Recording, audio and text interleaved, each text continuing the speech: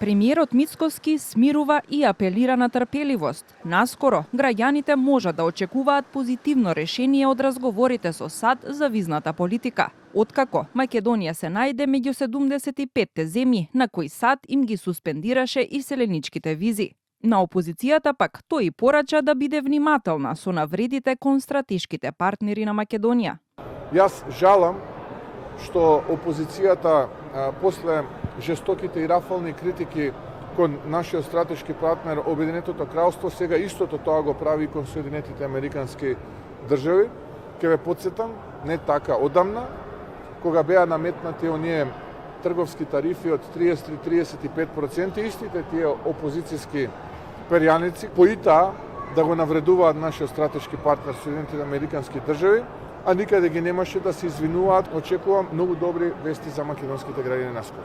Од опозицијската СДСМ пак велат, вината не е во Вашингтон, туку во слабата дипломатија и нереалноста на прикажаните односи меѓу Македонија и САД. Според СДСМ, одлуката на САД не е техничка пауза, туку политички сигнал и предупредување. Соединетите Американски држави внимателно следат состојбата во земјата и ове, како што кажав, јасен сигнал дека гледаат проблем, односно дека нешто не е ред во нашата држава.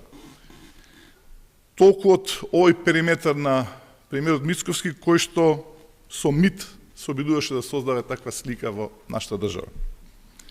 Неговите одлични, специјални односи, како што самиот милуваше да каже, со САД, се толку добри што завршивме во периметарот на Сомалија и земјите од третиот свет. Податоците од Стейт Департментот покажуваат дека во последните 9 години бројот на издадени американски иселенички визи за македонски државјани бележи пад. Во 2015-та се издадени 1318, а во 2024-та 573 визи.